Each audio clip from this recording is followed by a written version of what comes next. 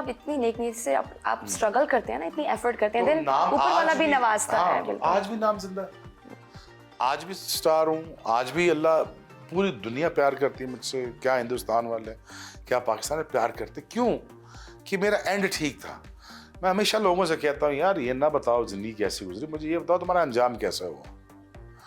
मैं अंजाम से पता कराऊंगा कि तुम्हारी जिंदगी कैसी गुजरी थी। अगर अंजाम में अगर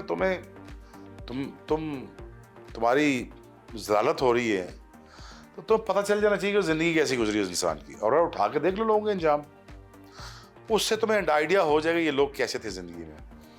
मेरा एंड इसलिए ठीक है कि मेरे दिल का शीशा साफ है। मुझे देखें, बहुत सारे लोग समझते हैं I am in a very comfortable zone in my life right now. मेरे पास अल्लाह का दिया सब कुछ है। हालांकि मैं यूट्यूब से, अगर आप लोग जानते हैं, आप इस मीडिया से अगर यूट्यूब में लग के काम करूं तो I can make tons of money. मैं नहीं करता। पैसे की ज़रूरत से आगे चला गया हूँ। मुझे अल्लाह ने इस फिक्र से फारग कर दिया। वाई आई एम स्ट्रेसिंग कि यार कि Pakistan cricket needs to be better. It's यार, मैं समझता हूँ यार कि इस मुल्क का इतना तो हक है, तो इसके लिए मैं भी थोड़ी बहुत गालियाँ खाऊँ ताकि पाकिस्तान क्रिकेट इम्प्रूव करे, बच्चे हमारे सुपरस्टार बने। Why not Naseem Shah should be a superstar of this day. क्यों वो 500 ओवर नहीं कर सकता? क्यों शाहीन शाह अफरीदी नहीं बन सकता बड़ा स्टार? रिसेंटली वर्ल्ड कप में Shaheen Shah Afridi was also got injured due to the knee injury थी उनको, तो वो नहीं उस टाइम पे कर पा रहे थे। तो जब आपने देखा तो आई मीन आपकी कैसी फीलिंग्स थी? Must have been could have relate that to. अगर मैं उसकी जगह होता, वो 12 मिनट, वो 12 बॉलें, वो 12 बॉलों से मैं दुनिया का, पाकिस्तान का सबसे बड़ा सेलिब्रिटी बन जाता, मैं नेशनल हीरो बन जाता। मैं एक बॉल करता, आके गिरता, मेरा घुटना टूटता, मेरा मुंह लगता, मेरे मुंह से खून आ रहा होता, मैं फिर खड़ा होता, फिर इंजेक्शन लगाता इसको अंदर, सुन्न करता गोडे को, फिर आता, फिर गिरता, फिर उठता, फिर आता, फिर गिरता। लोग कहते तुम खत्म हो जाओगे, घुटना टूट जाएगा, मर जाओगे। मैं कहा मर जाना बेहतर है इस वक्त, वर्ल्ड कप हाथ से ना जाए।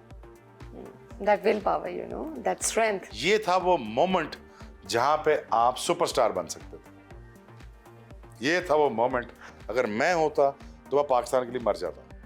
Right. मैं तोड़ देता घुटना, घुटना जुड़ जाएगा बाद में। ये लम्हा, That was a precious moment. वापस नहीं आना था। स्पॉट फिक्सिंग कैसे होती है और हमारे प्लेयर्स ही क्यों पकड़े जाते हैं? ये उस बंदे से पूछ रहे जिसको But you पता ही कख नहीं है। But you have seen it, ना? नहीं, आई डोंट नो ना, मुझे पता ही नहीं स्पॉट फिक्सिंग। मुझे ये भी नहीं पता फैंसी फिक्सिंग क्या होती है। ऑस्ट्रेलिया के बैट्समैन को आप बहुत टफ टाइम देते थे, तो what do you enjoy most उस टाइम में, ऑस्ट्रेलिया के साथ खेलना या इंडिया के साथ? जो मेरे इरा के बैट्समैन थे वो दुनिया के सबसे बड़े बैट्समैन खेले। सचिन तेंदुलकर हो गए, राहुल हो गए, रिकी पॉन्टिंग हो गए, ट्रेस्कॉथिक हो गए, आप चलते जाएं, लाइन इतनी बड़ी है। जो आज के दौर में होते हैं ना ये लोग आज के दौर में होते ना, इन्होंने भुरता निकाल देना था मार मार के इस बॉलिंग लाइनअप को। इन 3 दायरों के अंदर उन्होंने भुरता निकाल देना था। ये तो लकी है, रिकी पॉन्टिंग जैसा एक पागल शख्स नहीं है इस क्रिकेट में, जो फास्टेस्ट बॉलर को भी कुछ नहीं समझता था। वो आगे सामने फ्रंट फुट पे पुले मारता था। तेंदुलकर के करियर में आप शोएब अख्तर एक ड्रोने ख्वाब की तरह थे, तो ग्राउंड से बाहर यू हैड अ फ्रेंडशिप, और कैसा रिलेशन था? देखिए, वो ग्रेट प्लेयर थे। I am not even close to Sachin Tendulkar और वसीम अकरम और एनीबडी एल्स। मैं कोई ग्रेटेस्ट प्लेयर नहीं था, बिकॉज मैं ग्रेट प्लेयर इसलिए नहीं बन सकता था कि मेरी फिटनेस नहीं थी। मेरे घुटनों में दर्द था, मैं कर नहीं सकता था बॉलिंग। जितना मैं कर सकता था मैंने किया। ग्रेटेस्ट प्लेयर बनने के लिए आपको फिटनेस चाहिए होती है, आपको टैलेंट चाहिए होता है। शौक था मुझे, टैलेंट था, बट आपने जितना किया कमाल किया ना।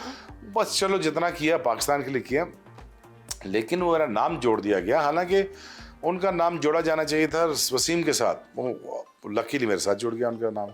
उनको पहली बॉल में मैंने आउट कर दिया, but he is the greatest player, greatest ever. और बड़े मुश्किल बैट्समैन थे, बड़े तगड़े बैट्समैन थे। I think he is the finest player of the history of cricket. काफी सारे Brian Lara, Ricky Ponting, Sachin, Virat nowadays.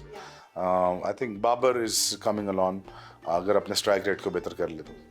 मैं काफ़ी सारे अवार्ड्स भी देख रही हूँ, इस पिक्चर गैलरी भी काफ़ी नॉस्टैल्जिया, इवन मुझे देखते हुए नॉस्टैल्जिया फील होता है. तो whenever you come here, do you feel that when you see those pictures from the ground playing those, I mean reminding those time? दो चीज़ें याद आती हैं देख के इनको, pleasure and pain. Both at a time. Pain then the pleasure, कि ठीक है यार मुल्क के लिए भागा हूँ, टूटा. मेरी अभी नी रिप्लेसमेंट हुई है. कौन कराता 40 साल की उम्र में नी रिप्लेसमेंट? दोनों में चीज़ें लगी हुई हैं और आर्टिफिशियल घुटने लगे हुए हैं, तो मैं क्यों तोड़े घुट रहे हैं? मुझे ये पता था कि मुल्क के साथ वफादारी करूँगा तो अल्लाह मुझे जलील नहीं करेगा. बेशक इसमें तो बेशक. और ये सब देखने के साथ साथ मुझे pleasure Which one was and the pain. memorable award? ये था 2003 का और 2001 का, जिसमें वो कम बैक कर रहा था और पहले मैच ही 5 आउट किए थे न्यूजीलैंड में. अच्छा. हाँ, फिर मैं दोबारा कम बैक किया था, फिर आउट किए थे मैंने. Right. सो बस लकी है कि एक हमारे साथ बैट्समैन थे बड़े, अभी कराची में बैठे हुए थे, कहते यार हमने तो 200 भी किया, 300 भी किया, 7 तो 5 आउट करता था तो हेडलाइंस तो ले जाता था. तो मैं क्या यार देख यार, अल्लाह इज्जत देने वाला, ठीक है ना. अच्छा, अगर तेरा 100 नजर ना आए, मेरे 5 आउट नजर आए तो यार ये मैं मीडिया को कहता थोड़ा ही था कि तुम लिखो. आपको प्यार भी वैसे ही मिला है जैसे ऐसे एक टीवी प्रोग्राम में कुछ एक अनप्लेजेंट इंसिडेंट हुआ था, but the way social media पे आपको जिस तरह का रिस्पांस मिला, सपोर्ट मिली, दैट वाज क्वाइट ओवरवेलमिंग. और मैंने उसको बेसिकली, अब मैं उसको क्या कहूँ, उसको मैंने समझाया दैट वाज भी. क्रेजी जो आपकी सपोर्ट हाँ, की थी. तो मैंने उसको समझाया कि तू नेशनल स्टार को इंसल्ट कर रहा है नेशनल टीवी के ऊपर, कल ये सारी कौम तुम्हें छोड़ेगी नहीं. तो उसने आगे से कहा कि तुम अपनी तरफ से स्टार बड़े या यू नो बड़ी, तुम नेशनल स्टार नहीं हो, तुम नो बड़ी. अच्छा. तो मैं उसका मुंह देख रहा हूँ, मैं क्या यार जिल्लत इसका मुकद्दर बन चुकी है. जो उसको कुछ 6 अरब गालियां पड़ी हैं, और मुझे सबसे ज्यादा तकलीफ आता उसके माँ बाप के लिए. मुझे उसके लिए नहीं हुई, उसको तो जायज पड़ी गालियां, लेकिन मुझे तकलीफ है उसके माँ बाप बेचारे सफर कर गए. मुझे बड़ा दुख लग रहा था कि उसके माँ बाप के लिए.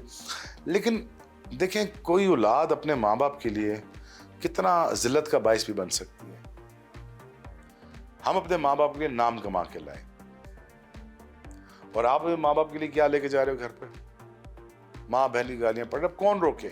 मैंने तो मना भी किया अपने सारे मीडिया पे भी कि देखो यार ये हरकत से गिरी हुई जुबान यूज ना करो. बट मैं किसको क्या क्या समझा सकता हूँ? अब 3 अरब गालियां खाओगे तो यार बड़ी हिम्मत है कि 3 अरब गालियां खाना, ये तो बड़ी हिम्मत की बात है. लेकिन इसकी मुझे एक वजह नजर आती है, जब अल्लाह आपको इस लेवल पे जलील करता है ना किसी तरह, ये आप देख लो, आप सोच लो, वो जब इतने बड़े लेवल पर अल्लाह किसी को जलील करता है ना, उसमें एक खामी मुझे नजर आती है, मुझे समझा, उसमें तकब्बुर बड़ा होता है. जिसमें तकब्बुर होता है ना, अल्लाह उसको उस लेवल पर जलील करता है फिर जहां पे वो मुंह दिखाने के लायक नहीं है. आप देख लो, मैं चीजें कर रहा हूं दुनिया की, हमारे देखो, हम तो हिस्ट्री का हिस्सा हैं, हम तो हिस्ट्री का हिस्सा हैं. मैं 180 सालों में वाहिद फास्टेस्ट बॉलर आया हूँ, हिस्ट्री का हिस्सा हूँ. अल्लाह ने इज्जत दी पाकिस्तान के थ्रू.